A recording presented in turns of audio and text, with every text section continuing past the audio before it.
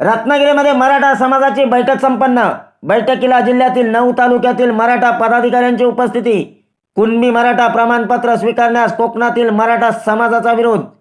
आरक्षण द्यायचं असेल तर मराठा समाज म्हणून द्या, कुठून आणि कसं द्यायचं ते सरकारने ठरवावे। मनोज जरांगे पाटील यांच्या आंदोलनाला पाठिंबा, मात्र त्यांच्या भूमिकेला विरोध। मराठा समाजाला आरक्षण न दिल्यास सरकार उलटून टाकू। नमस्कार। आज सकल मराठा समाज रत्नागिरी म्हणून जी काही बैठक झाली, या बैठकीला 9 तालुक्यातील सर्वच्या सर्व प्रतिनिधींनी उपस्थिती लावली। आजच्या समोरचे आमचे जे बैठकीचे विषय होते ते विषय अर्थात सकल मराठा समाज रत्नागिरी म्हणून मराठा आरक्षणावर जे काही चाललंय त्याच्याविषयी आमची भूमिका क्लिअर करणे हा विषय होता।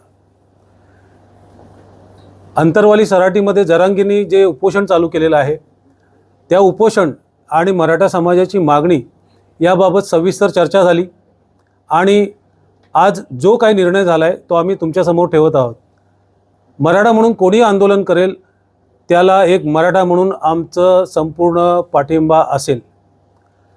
जरांगेंनी केलेलं आंदोलन, त्याच्यात त्यांनी उपोषण करायला घेतलं आहे, त्यांच्या प्रकृतीला लवकरात लवकर सुधारणा व्हावं यासाठी आम्ही प्रार्थना करतो। पण आंदोलनाची प्रमुख मागणी जी आहे की मराठा आरक्षण हे कुणबी सरसकट प्रमाणपत्र देण्यात यावं, यासाठी सकल मराठा समाज रत्नागिरी म्हणून आम्ही असहमती दर्शवतोय। कुणबी म्हणून जी मागणी आहे ती कोकणातील रत्नागिरी जिल्ह्यातील मराठ्यांना मान्य नाही। जे रोटीबेटीचे व्यवहार विदर्भ मराठवाड्यात होतात ते कोकणात होत नाहीत, त्यामुळे सरसकट कुणबी होण्याला आमचा विरोध असेल। मराठा समाजाच्या आरक्षणाची मागणी आमची स्पष्ट आहे की मराठा समाजाला सरकारने आरक्षण मराठा म्हणून आणि ते टिकणारं म्हणून द्यावं, ही आमची एकमेव मागणी आहे। ते आरक्षण कसं द्यावं, कुठून द्यावं ही सरकारची जबाबदारी असेल, पण ते आरक्षण टिकणारं हवं आणि मराठा म्हणूनच हवं आहे। कुणबी आरक्षण घेतल्यानंतर आम्हाला अशी भीती आहे की मराठा म्हणून जो आमचा अभिमान आहे, जी आमची अस्मिता आहे ती पुसली जाण्याची शक्यता आहे। ज्यांना कुणबी म्हणून सर्टिफिकेट हवं आहे ते आजही सर्टिफिकेट काढतायत, त्यांचे दाखले दाखवत आहेत, त्यांच्या वंशावळी काढतात आणि घेतात, त्यांनी ते घ्यावं। पण या भूमिकेशी आम्ही थोडे असहमत आहोत। सर्व जे 9च्या 9 तालुक्यातील लोक जमले होते त्यांनी एकमुखी ठराव केलेला आहे की याविषयी सकल मराठा समाज रत्नागिरी म्हणून आमची पुढची भूमिका आम्ही जाहीर करू। इथेही काही आमची भूमिका आहे, काही आमचे संघटित प्रयत्न करण्यात येतील, ते आम्ही तुमच्यासमोर येऊ। पण सध्या तरी मराठा कुणबी आरक्षण सरसकट याला आम्ही सहमती दर्शवत नाही आहोत। आम्ही पुन्हा एकदा सांगतो की कुठल्याही आंदोलनाला जरांगे असेल किंवा कोणी आमचा विरोध नाही, पण कोकणातील मराठा हा आरक्षण फक्त मराठा म्हणूनच मागतोय।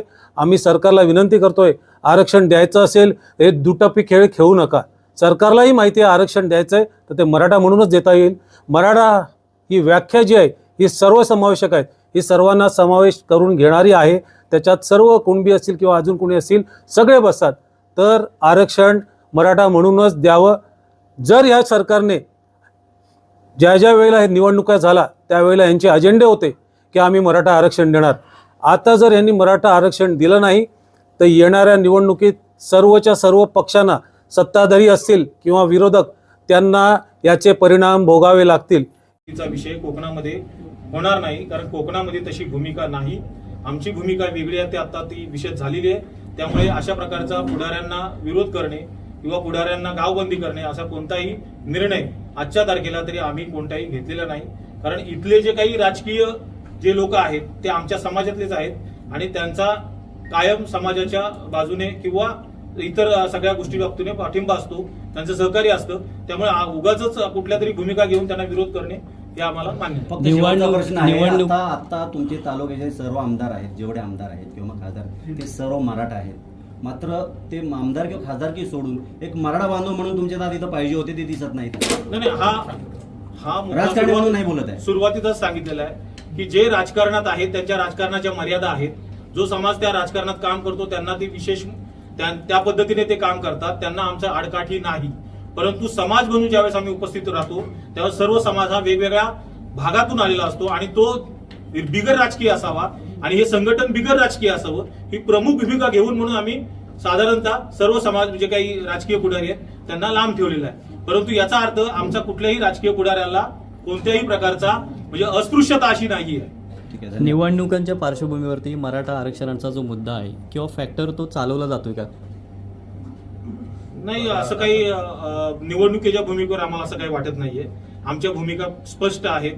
ज्यांना राजकारण करायचं त्यांना करू द्या. आम्ही संघटना कशासाठी बांधलेली आहे हे सुरुवातीला विषद केलेलं आहे. आमचा समाज उन्नत कसा होईल, प्रगत कसा होईल आणि तो वेगळ्या दिशेने कसा मार्ग करेल यासाठी आम्ही प्रयत्न करत आहोत आणि त्यासाठी संघटन बांधलेलं आहे. त्यामुळे इतर ज्या काही चर्चा चालतात त्याच्याशी आम्हाला कोणत्याही प्रकारचं कोणताही धन्यवाद. संबंध धन्यवाद. जोडायचा नाही.